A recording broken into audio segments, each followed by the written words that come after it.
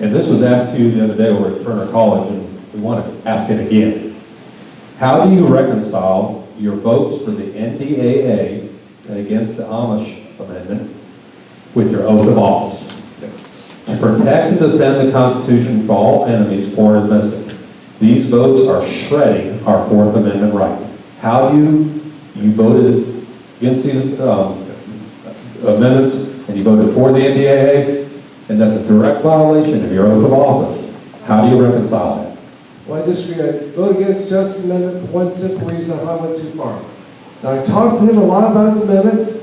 I talked to people I respect, like Ben Thornberry in Texas on the Intelligence Committee, got some inside information. A guy named Sam Johnson. I know Sam Johnson was playing another Texas Congressman, 8 years in the Hanoi Hill.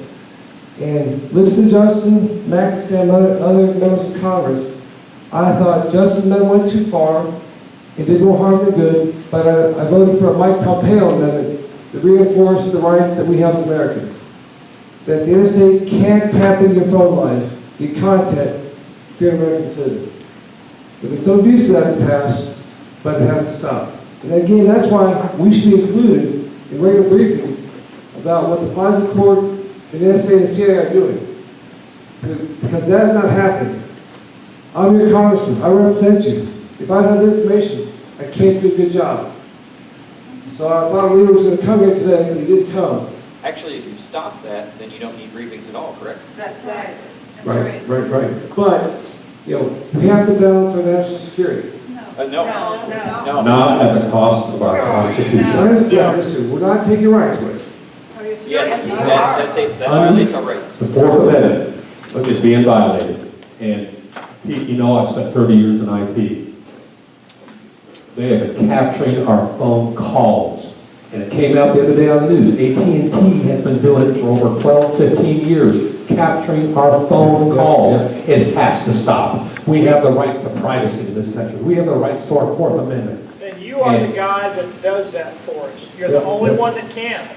If you don't make a stand, if you don't say no more, then what are we going to do? And we all know what Ben Franklin said. Those who would give up security for freedom, those who have, let me get it right. Those who would give up their freedoms for safety will end up with neither. And we can have a long conversation, but we are living in a de facto police state at this point. Thomas Jefferson said that when the people fear the government, there is tyranny. When the government fears the people, there is liberty. I'm scared of the government. When you take a look at who the government considers terrorists, which is nearly everyone in this room, everyone like us, those are the people that they're pulling their emails and their phone calls. It's coming after us. It's coming after citizens. We're needing to wrap this up. But it is our Fourth Amendment. This is the feeling that you're going to get from most people in this room. I know, I get it all the time, and I appreciate that. The one thing about the wiretaps are illegal. They've done some of them. We got to get control of that. But the phone numbers, I know it doesn't come. It's not common sense, but those are our property. AT&T admitted they are collecting the phone calls for the DEA, which is accessible to any of the government agencies that want it. And I've known about this for almost 12 years being in IT. They are capturing our phone calls, our conversations, and storing them, and data mining. And Pete, here's a good question. This again goes to this. So your explanation for your votes for increased government surveillance is ignorance. Okay? That's what I heard in your excuse, that you don't get properly briefed. How is it that I can figure it out from home and you can't figure it out in D.C.? It does not make sense to vote on bills you just now stated you don't understand. You can't get briefed into standing on principles of smaller, less invasive government. You either do or you don't. Thank you. I didn't say I don't understand the bills. I said I don't have the information I need to properly assess the bills because I'm not briefed on what's going on. I'm not part of that committee. Again, Trey Gowdy said right on. Tucker Carlson knows more about these programs than we do in Congress, most of us. We know more about them here at home. Exactly. If we can figure it out at home, but you can't figure it out in D.C. We know what the right vote is here at home, but you're voting opposite of what we want. bottom line is you say constantly you work for us, but you vote the way you want to. You're doing it wrong. You're supposed to represent the district. Your votes don't represent the district. We've seen Jack Dempsey say the NSA has intentionally violated the law. We've read story after story about the NSA data center that's being built in Utah and the yottabytes of information they're going to store. This is more than metadata. I could care less about whether or not my phone number is a business record or my personal number. Calls are being recorded. Skype is being recorded. You keep saying you work for us. Vote against it and restore the Constitution. All right. And Eddie brings up a good point. I've been doing some research on that NSA data center out there in Utah. Has there been any discussions about not letting it go online until you all find out really what they're doing with it? Because as an IT guy, look at it as one big, huge funnel.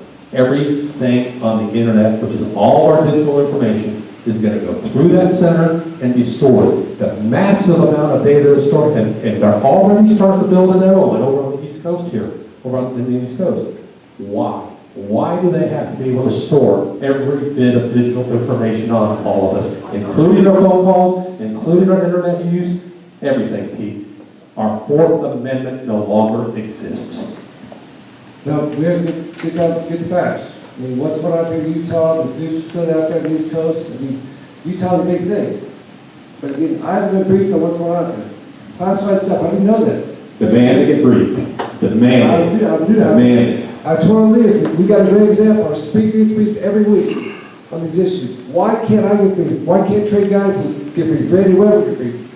Because we're on those committees. We should have that access, because you mentioned, I work for you. If I have information on both sides of the issue, I can't make a good decision. Man, it's a tough question, because warfare has changed. We never fight another war where a country lines up and fights another battle.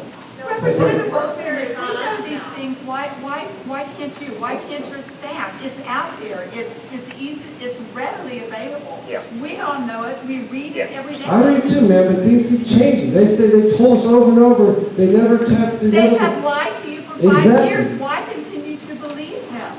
Do you believe the briefings that you do get? Do you think they tell me the truth? I don't. I don't think you should.